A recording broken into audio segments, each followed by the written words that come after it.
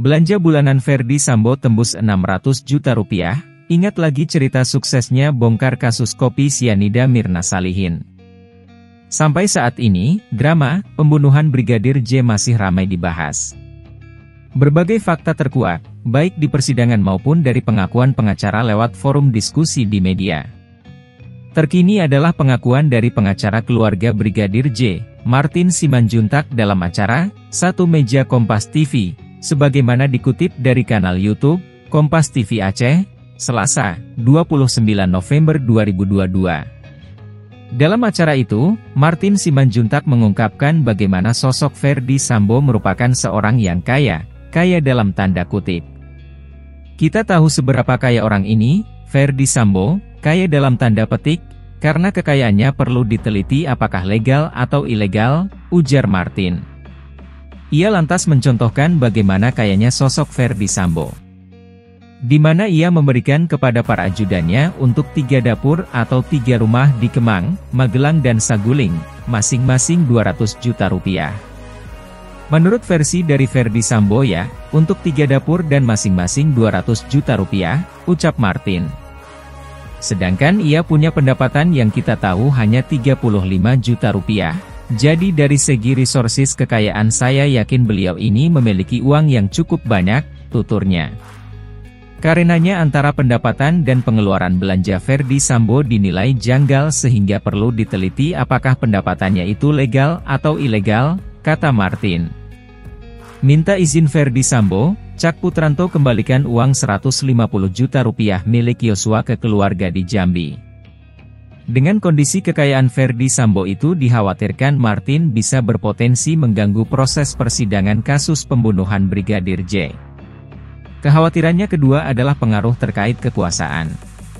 Di mana meski jabatan sebagai Kadif Propam telah dicabut dari Ferdy Sambo, bukan berarti jaringannya menjadi hilang. Jabatan beliau sebagai Kadif Propam memang sudah dicabut tapi bukan berarti yang bersangkutan punya networking itu semuanya serta-merta hilang. Enggak, beber Martin. Saya yakin sampai saat ini yang bersangkutan masih memiliki kuncian. Manakala yang bersangkutan saat masih bekerja memiliki kartu-kartu truf tertentu yang mungkin saja dicatat dalam buku hitam yang sering dibawa oleh terdakwa Ferdy Sambo, sambungnya. Martin juga mengatakan, bahwa uang dan networking atau jaringan memungkinkan saja untuk seseorang atau suatu kelompok mendapatkan privilege dalam sistem hukum. Kalau dibilang pasti, memang tidak ada ketidakpastian di dunia ini. Yang pasti di dunia ini adalah ketidakpastian, imbuh Martin. Perkara Sambo dan kasus kopi sianida. Sementara itu, Ketua Peradi, Oto Hasibuan mengungkapkan, ada kesamaan antara kasus Ferdy Sambo dengan kasus kopi sianida Mirna Salihin. Di mana saat itu Oto adalah penasihat hukumnya. Saat itu, proses bergulirnya kasus yang kerap disebut sebagai kasus kopi sianida itu menyedot perhatian publik yang luar biasa. Sejumlah televisi swasta bahkan melakukan siaran langsung menayangkan setiap proses peradilan. Bedanya, kasus Jessica, upaya menghukum Jessica besar, beda dengan Sambo upaya membebaskan Sambo besar, ujar Oto.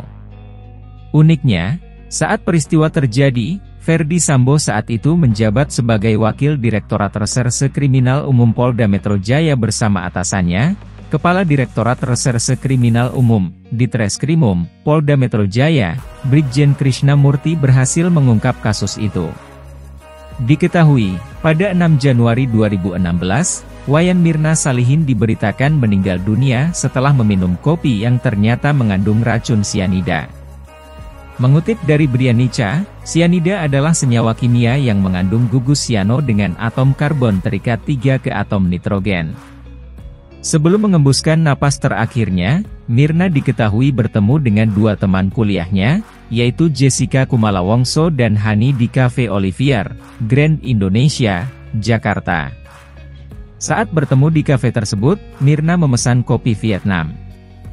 Namun, setelah meminum kopi tersebut, Mirna langsung mengalami kejang-kejang disusul dengan keluarnya buih-buih dari mulutnya. Saat itu juga, tubuh Mirna sudah tidak sadarkan diri. Saat masa-masa kritisnya, Mirna sempat dibawa ke sebuah klinik di Grand Indonesia. Namun, nyawa Mirna sudah tidak tertolong lagi ketika melakukan perjalanan menuju rumah sakit Abdi Waluyo. Dari hasil penyelidikan, Krishnamurti bersama Ferdy Sambo mengungkapkan bahwa terdapat zat sianida dalam kopi yang diminum oleh Mirna. Racun mematikan tersebut juga ditemukan di lambung Mirna. Setelah diperiksa, ternyata ada sekitar 3,75 mg sianida dalam tubuh Mirna.